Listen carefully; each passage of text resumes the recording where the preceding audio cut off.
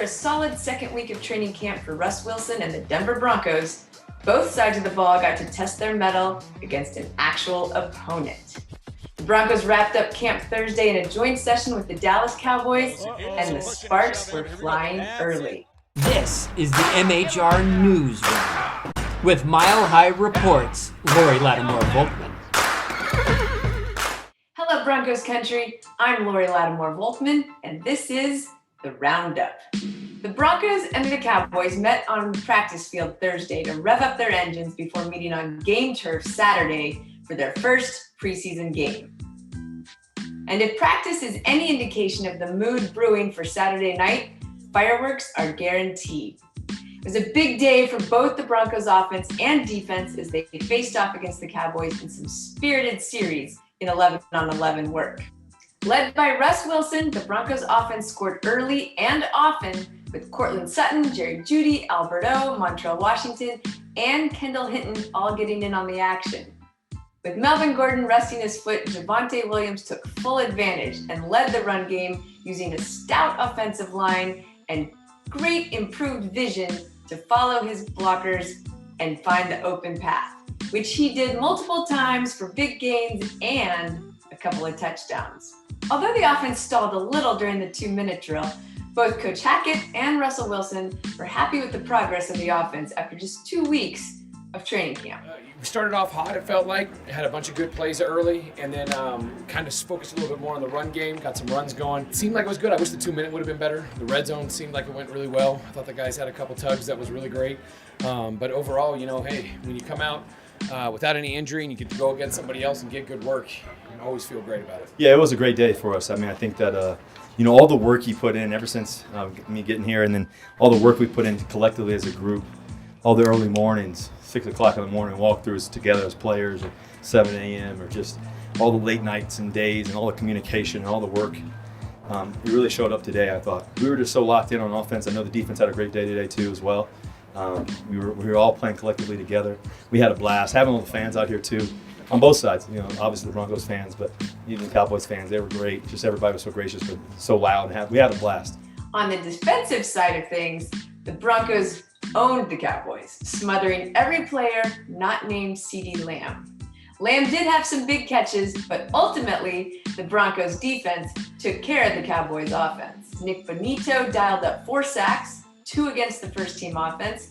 Justin Simmons had an INT, and defensive line behind Draymond Jones brought pressure all day long.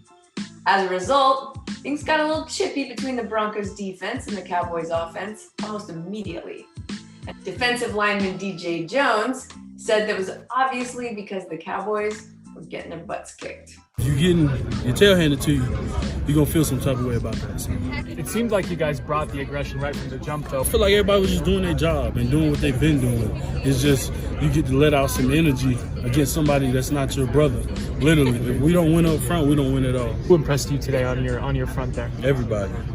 Everybody was making plays. Always Draymond, always Dre. Dre Jones was always in the backfield. Deshaun Williams in the backfield. Chubb, backfield. Everybody was just making plays, man. So from what I saw, it was a dominant day.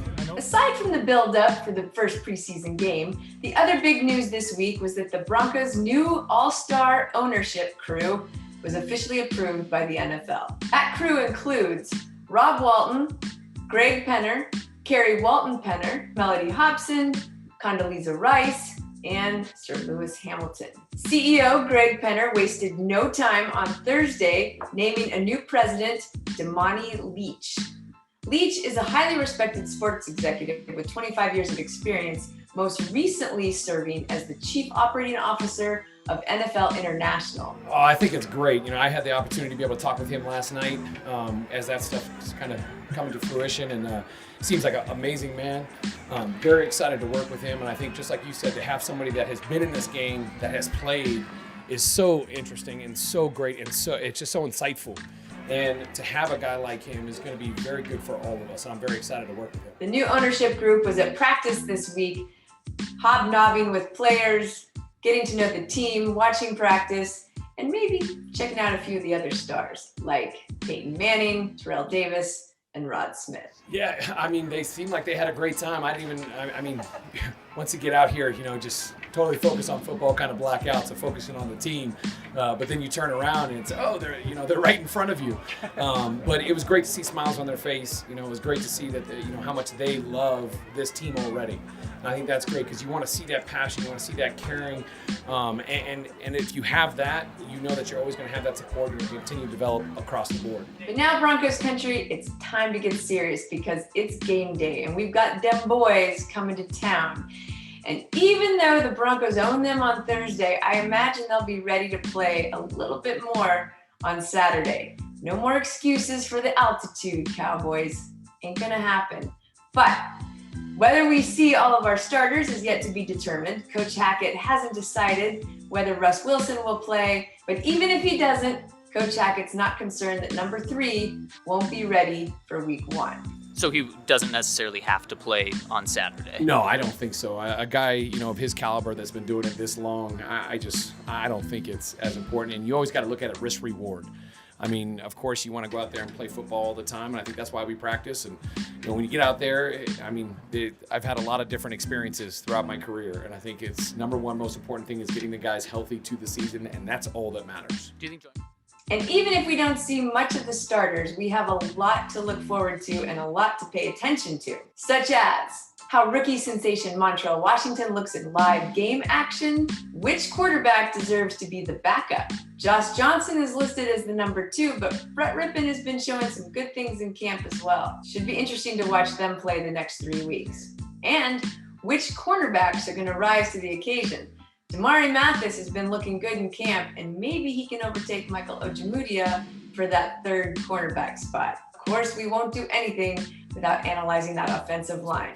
In the end, all I care about is the season. Preseason is a great time to evaluate the other people, see who can help us throughout this season. So I'm excited for them. But when it comes to some of those guys that we know we're going to depend on, we're going to be sure we do what's right for them. Okay, Broncos country, so much to look forward to this weekend because Broncos football is back, baby.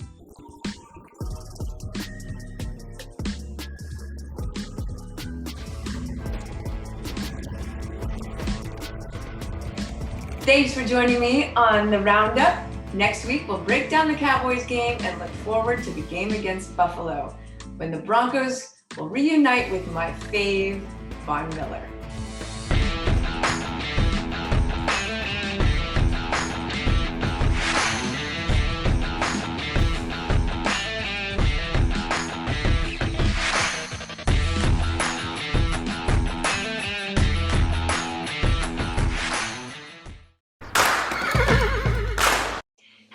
Country, I'm Lori Lattimore-Volkman, and this is the Roundup. I can't even say my own freaking